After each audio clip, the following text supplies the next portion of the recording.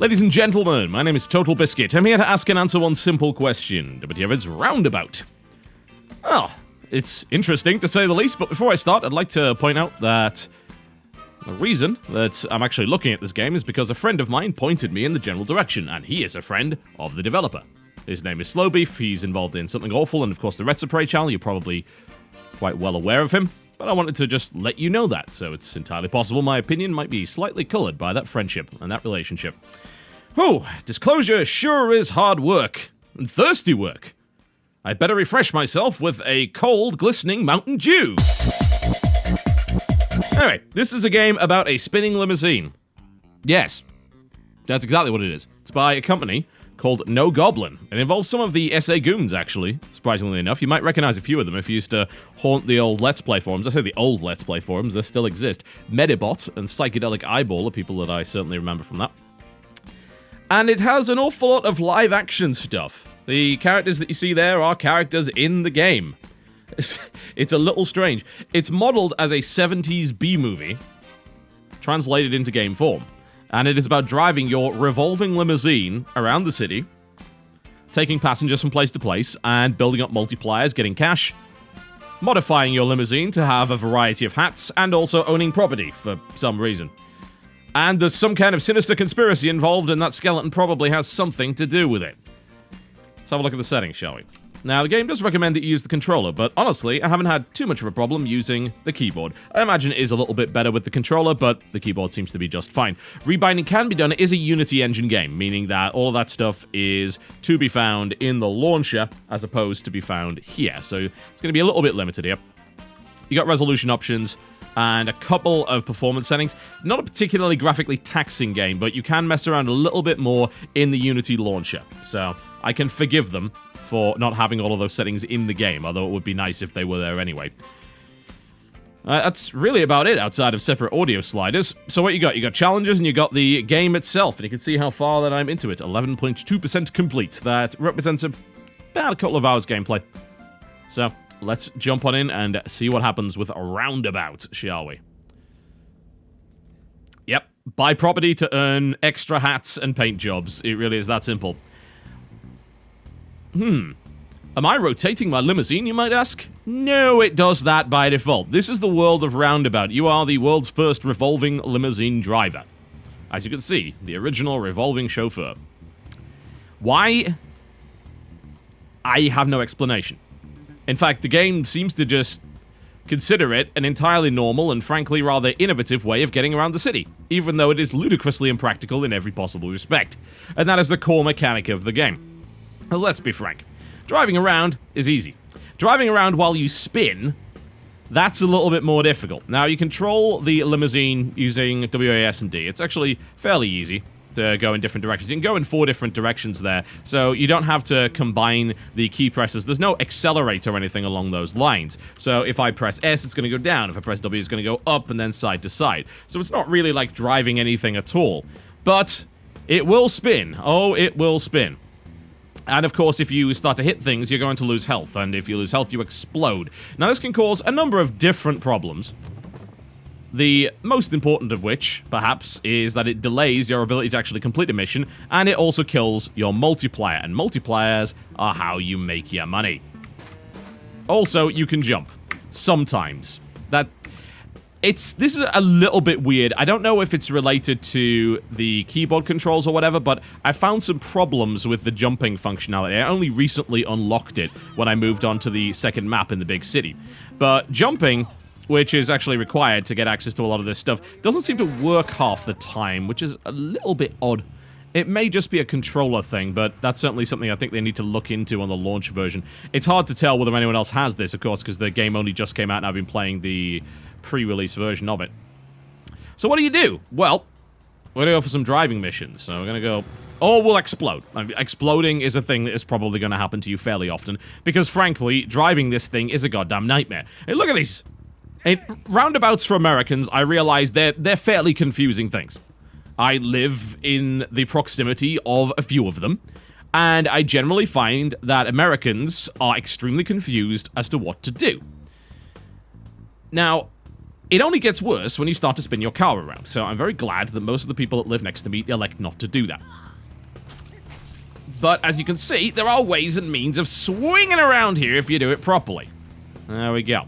But that did reset my multiplier. It's almost like a bit of a betting system that's going on here. So you can maintain your multiplier and make more and more money, but if you hit anything, it resets your multiplier and you lose all of that money. So if you want to get that money, simply stop moving, wait for the timer to go out, and then you get paid. So it is a risk-reward mechanic that ties into the rather strange, frankly utterly contrived but hilarious spinning driving mechanic. Alright, let's pick somebody up. Let's not pick up him, because what I would like to do is show you a new cutscene. Now, when I said this was a B... Oh, bloody hell! My bloody wheel's falling off. There we go. When I said that this game was something of a B-movie, I was not kidding. This game is chock full of really low-quality green screen cutscenes. And you might think, well, that sounds terrible. I disagree strongly. As someone that loved the original Command & Conquer games, I have a soft spot in my heart for terrible green screen cutscenes. And this game has probably more than any game that's not named Tex Murphy. It has tons of them. Assuming that I can actually show you one, which I will eventually be able to do. I am just that damn terrible. There we go. In fact, actually getting this one's going to be a little bit tricky. Where is the pickup point? Just ignore all of the civilians that are dying to bring you this information. Oh, bloody hell. Is it in there? How the hell do I even get in there in the first place? Alright. Well, let's head in this direction. And then... Now, I never said I was good at it. I have never attested to anything of the sort. It's not easy. It's not an easy game. Alright, there we go. Okay, it's all through here. Alright. Well, getting through this is still going to be a little bit tricky regardless, but we're going to try and pull it off anyway. Now, there is a slowdown function, which makes things a little bit easier. You can also speed up, which is very rarely a good idea. But if you want to get the... There's the slowdown function. There you go. See that? It's a little bit easier. Maybe if we just kind of go around this way, and then maybe we can... Oh, because of course I can jump over this. I only just... Oh! That's not good. Okay, are we good? Are we good? Are we exploding? No, we don't appear to be... Eventually, I'll be able to show you gameplay. Eventually. Now, some of you are doubting my whole, oh, it plays just fine with the keyboard thing now. No, trust me, this is entirely my own incompetence. Please do not blame the game for the things that I am doing wrong. I am awful at this. Although, I've got to admit that it's super satisfying to not screw up. I just seem utterly incapable of not screwing up. It's kind of sad. Taking the jobs is the way, of course, to unlock new story missions, unlock new challenges, and make money. That is the whole point of the game. It's a sort of deranged, crazy taxi variant. Like, if you took QWOP, just the principle behind QWOP, not the mechanics of it, the principle behind QWOP, being deliberately infuriating, and then you tied it in with something like Crazy Taxi, that's probably what you'd get with Roundabout. There we go, look at that! Wonderful. Alright, are you ready? Are you ready for this? I don't think you are. Hi, quick, let's get going. I've got to get to City Hall. It's a matter of life and death. Go. It is a matter of life and death, ladies and gentlemen. Let's go. Okay, so it will require me to go through checkpoints that use the Dead Rising sound effect, which confused the hell out of me. Like, what? Where did that come from? Let's not do that. And in the meantime, you can pick up some multipliers and you can earn some money. And you can also keep your combo going by running into civilians. What? Why is this? This is not pleasant at all, is it? Okay, let's get the rotation right. Now, this is where things start to get really interesting if you don't mess up. And I use the term if. There we go. Am I okay? I'm all right. I'm on fire, but I think I'm okay. No! Ugh, I need to toughen this damn thing up. It is possible to get some other upgrades, although I can't jump there. Of course not. Should have realized that the moment that happened. Alright, I'm on fire again. Never mind. Making it there with all of the multipliers in the least amount of time is, of course, the point, and there are online leaderboards for that stuff, as well as all of the mini-games and challenges that the game has available. Needless to say, I don't believe I'm on any of those leaderboards, which is impressive because I believe that I'm the only person trying to get on those leaderboards. Perfect. Let's do this. Let's do what? Escape the city. Oh, pamphlets! Alright, we are covering the area in pamphlets for whatever reason. So, the green screen cutscenes are sort of the highlight, I suppose, of the game, and they were very heavily marketed, I suppose as heavily as they did market this game, in the trailers as being a big feature, and there's a lot of them. There's apparently hours of these bloody things, and the way that they put them together is quite hilarious, because they get the chauffeur driver in a separate scene entirely. There we go. And they sort of just cobble them together, and occasionally when they interact, it's like a hand that's obviously not the hand of the person in the back seat, but they do it anyway. We did good today. We did It's a real good thing. pretty wonderful. Oh, I missed out on the... I'm ranked #1 against my friends. I don't have any friends. Take the General's Challenge. Here we go. Dear chauffeur, the Roundabout military is pleased to advise you of advanced weapons testing occurring in your area within the next 10 seconds. Not being killed by said advanced weaponry would be most appreciated. Love, General SS Bombsworth. Death from above. Alright, so there are various challenges. Someone has the world record. His name is Ragni. We're going to be avoiding falling cars here and trying not to explode. That was not the best start. Oh, hello! Alright, let's keep an eye on everything, shall we, and try not to die.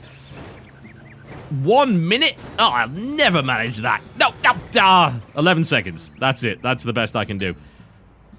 Not a particularly good effort, was it? No, not at all. Who else is on the leaderboard? That's friend scores. Well, I am 11th. I'm behind all of these people who are much better than me. Delicious Bees is the developer, so he's terrible. Let's bear that in mind. And that is pretty much Roundabout. Ridiculous 70s style B-movie nonsense. Green screen stuff out the wazoo.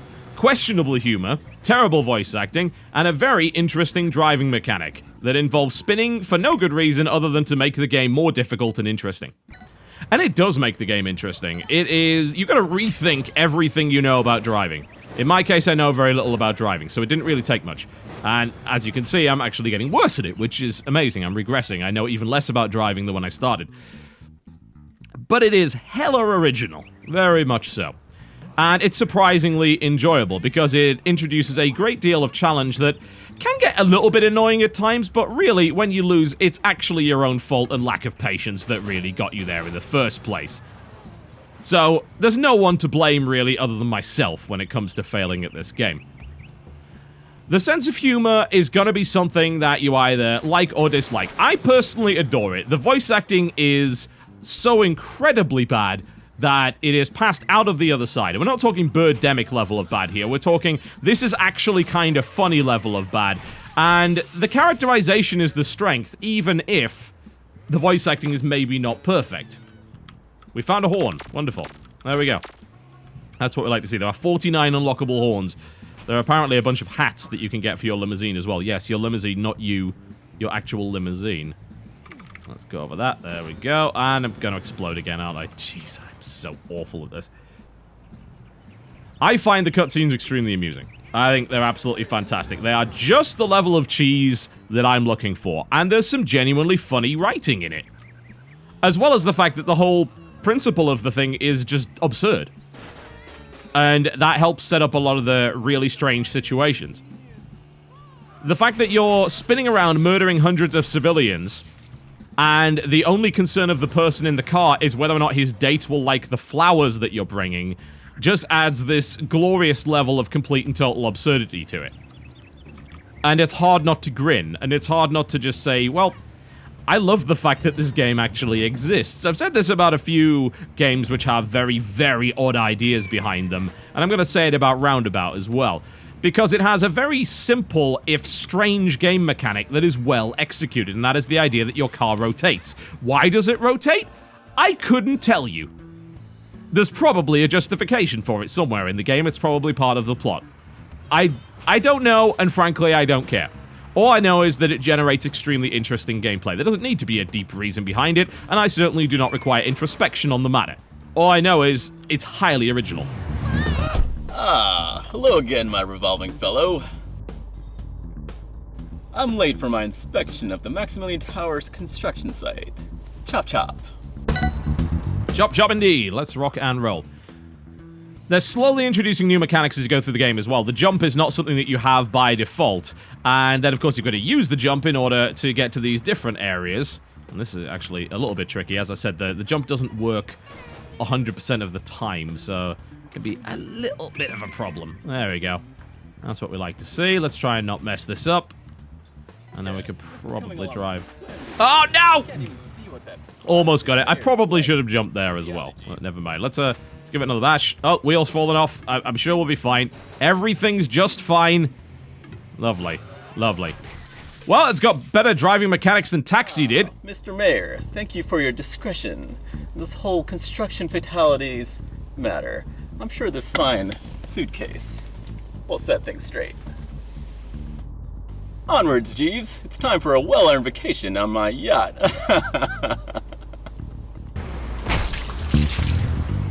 Some people are going to hate it, obviously. Either they just hate the driving and they find it extremely frustrating, or they hate the sense of humor and the cheesy cutscenes. Barely can stand passing through. And you're probably going to be able to figure that out without even actually playing it. I personally, while finding the driving frustrating because I'm terrible at it, enjoy the challenge. And occasionally when you actually nail the driving and you're able to move through the areas without hitting anything, you end up getting a perfect or netting a bunch of cash that you can then spend on a limo paint job or a hat or something along those lines.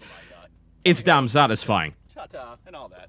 The reality of it is, this is the kind of thing that I absolutely love indie gaming for. This absurd, just ridiculous idea that's well implemented and comes along and says, hey, pay attention to me, I'm actually fun. Really, really fun. No, try me, seriously, I'm fun, enjoy me. Give it a bash. Try out something a little bit unusual. And this is certainly very unusual, there's no doubt about that. I love that. That's awesome. A lot of games take themselves very, very seriously. And I think Roundabout is one of those games. It takes itself very seriously when it comes to not being serious in any way. It takes its dedication to this ridiculous B-movie nonsense extremely seriously. Long story short, Roundabout is a hell of a lot of fun and a really, really interesting idea. I don't have that many complaints. It's a bit ropey in places. It's not graphically impressive. Not that it really matters that it is. And the jump, for some reason, doesn't seem to work half the time, and I'm really not 100% sure why that is. But outside of that, the game is extremely funny, as well as being a good challenge, and I think it's got a decent amount of playability as a direct result of that. If you're the kind of person that's a perfectionist, well, attempt to be a perfectionist on a spinning limousine. Give that a shot and see how well it goes for you. If you're not tearing your hair out within 5 minutes, but simultaneously loving every damn minute of that, then, I'm not sure I can relate to you. Hey, you! Oh, I'm so happy you made it out to the city. As am I, Giorgio. Bonjour, Elizabeth. Is this that Ronaldo guy that you were telling me about? Wait, how does he even hear what I'm saying? None of that's important right now, young mademoiselle. What is important is that your revolving amour is trespassing on Ronaldo country. Hey, Giorgio invented revolving. You think stealing it is gonna achieve anything? You'll never be as good as Giorgio. Ho ho! I'm already the best, and I'll prove it. Just try and beat me to Upper Roundabout. This shall be uproarious. You've got this, baby. Teach this Eiffel turkey a lesson. Alright, let's rock and roll to 70s funk music. Not many games let you do that. I like new, unique experiences, especially when they're very, very focused indeed on compelling gameplay. And that's exactly what Roundabout delivers in spades. That and a ridiculous sense of humor. And I don't skip the cutscenes, and that's pretty rare. I skip the cutscenes on most games. But how could you? It's like skipping the cutscenes in a Tex Murphy game. Why would you? Why on earth would you? It's a rip-roaring riot is what it is, quite frankly. And that's something that you should consider. If what you're seeing on the screen is something that you think you would enjoy, then you should be giving this one a bash. It is available on Steam for $15 or your regional equivalent. It's called Roundabout, and it's ludicrous. And that's great. I'm so happy that it's ludicrous, and I'm happy that it exists. It's really, really fun. So far, anyway. Eventually, I might not suck at it. Eventually. My name's been TotalBiscuit. Thank you very much for watching. This was Roundabout, and I'll see you next time.